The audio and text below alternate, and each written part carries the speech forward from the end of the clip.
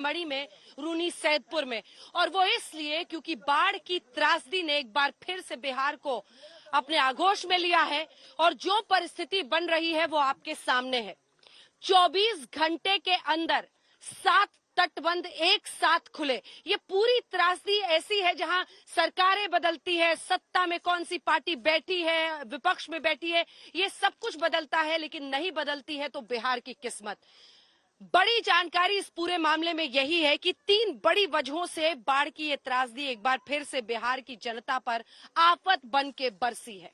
सबसे पहली वजह, क्योंकि लगभग 70 घंटे तक नेपाल, हम सीतामढ़ी में हैं और सीधे आगे नेपाल है, लगभग 70 घंटे तक लगातार नेपाल में बारिश होती रही। 2 बराज जो कि सबसे बड़े और महत्वपूर्ण है, कोसी बीरपुर बराज, जिसमें लगभग 6.5 लाख क्यूसेक पानी छोड़ दिया गया।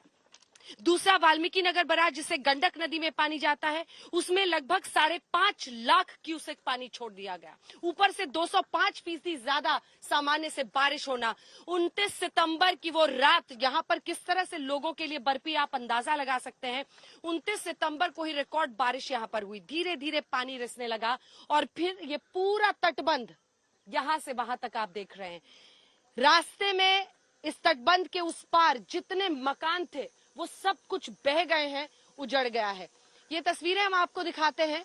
ये वो तमाम कंक्रीट के मकान जो इस पूरे इलाके में मौजूद थे वो सब बह गए हैं, उनका नामो निशान तक मिट चुका है। पानी का इतना बहाव था, आप सोचिए कि इस तटबंध को यहाँ से वहां तक जिसने तोड़ दिया, उसने उन ईंट से बने मकानों का किया होगा जो उस रास्ते में थे।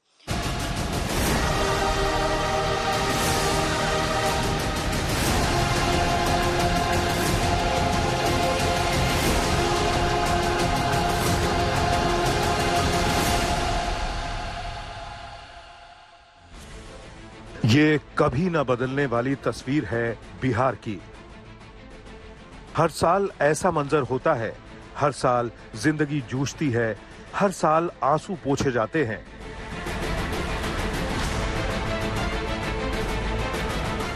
सिलेबस का पन्ना पलटा जाता है मगर हालात नहीं बदलते और न बदलती है इन बेबस लोगों की तस्वीर। उत्तरी बिहार के अधिकतर जिले आसमानी आफत की मार झेलते हैं। नेपाल से तबाही आती है, बिहार को बहा ले जाती है। सरकार बाढ़ प्रभावित इलाकों में जाती है, हर बार कोई न कोई आश्वासन मिलता है, नई नई उम्मीद भी बनती है, लेकिन कोसी के इलाकों की सूरत नहीं बदलती। भर गया है, आप ही का घर है? हाँ, हमार घर है। तू गट्टा पर नाती के ले लेती हमारा नवल सहनी नाती है। तू गरकरा बामतारी न है तो वो पोस बाल के हम रख ले छी। और आप ही रहते हैं, संभालते हैं? हाँ हाँ। तो दिक्कत हो रहा है, सब हाईवे कहाँ, सड़क पे रह रहे हैं? हाँ, सड़क पर सब भाग पुतो नहीं है, चल गए पुतो नहीं है, चल गए। सर ओकरा कोनो उपाय नहीं, न बाप है न मतारी। तू गट्टा पर ओकरा सरकार न हो कर दे तो कैसे जियो। नाती की बीवी आप कह रही हैं, मतलब जब पतहू है, बहू है, वो चली गई घर छोड़ के 3 गो बच्चा लेके चल गए घर छोड़ के। ये बुजुर्ग सीतामढ़ी की हैं। बाढ़ से बिहार की बदहाली का ये सिर्फ एक सच भर है। खगड़िया का हाल देखिए, घर द्वार, स्कूल, सड़क सब डूब चुके हैं। यहाँ बसने वाली आबादी डूब रही है। नाव जिंदगी का अहम हिस्सा है, अभी यही आवाजाही का साधन है। जहां तक नजरें जाती हैं, पानी ही पानी दिखता है। दरभंगा का दर्द भी खगड़िया से अलग नहीं, वहां भी गंभीर हालात हैं। कीरतपुर में कोसी का तांडव मचा है, कमला नदी भी कहर बरपा रही है। घनश्यामपुर प्रखंड के निचले इलाके जलमग्न हो चुके हैं। गांव की सड़कों पर नाव चल रही है।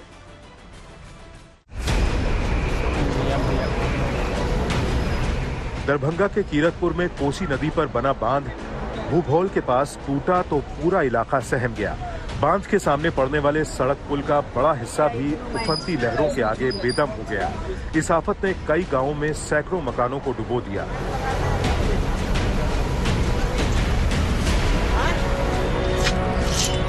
ये दरभंगा का जमालपुर इलाका है, जहां स्कूल की इमारत जलमग्न है। हालात ऐसे हो गए हैं कि जिले के 94 स्कूलों पर ताला जड़ दिया गया है। प्रशासन का फैसला है कि अब वहां पढ़ाने वाले शिक्षक बाढ़ पीड़ितों के लिए चलाए जा रहे राहत कार्यों में हाथ बटाएंगे। सुपौल भी बाढ़ से गंभीर रूप से प्रभावित जिलों में से एक है। वहां रिहायशी इलाकों में 3 से 5 फीट तक पानी भरा है। मदद के अभाव में लोग बेबस लाचार हैं। कहीं भी आने जाने के लिए उनके पास कोई जरिया नहीं, लिहाजा मजबूरी के आगे जिंदगी पानी में डूब चुकी है। बिहार के कई जिलों में बाढ़ ने तबाही मचाई है। आंकड़ों के मुताबिक 1 अक्टूबर तक राज्य के 16 जिलों में इस आसमानी आफत से बर्बादी हुई है।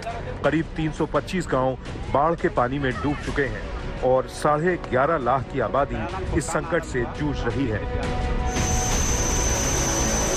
कुछ हिस्सों में आर्मी ने मोर्चा संभाला है। पीड़ितों तक हेलीकॉप्टर के जरिए खाद्य सामग्री पहुंचाई जा रही है। एक दिन पहले सीतामढ़ी और दरभंगा में जवानों ने फूड पैकेट्स को एयर ड्रॉप किया। इन सब के बीच एक दिन पहले उत्तर बिहार के बाढ़ प्रभावित इलाकों में मुख्यमंत्री नीतीश कुमार पहुंचे। वहां हवाई सर्वे किया और राहत कार्यों की जानकारी भी ली। लेकिन सवाल यह है कि कब तक कोसी के अभिशाप का स्थायी समाधान निकलेगा। दरभंगा से प्रहलाद कुमार, सुपौल से रामचंद्र मेहता और सीतामढ़ी से आदित्य वैभव के साथ आज तक ब्यूरो।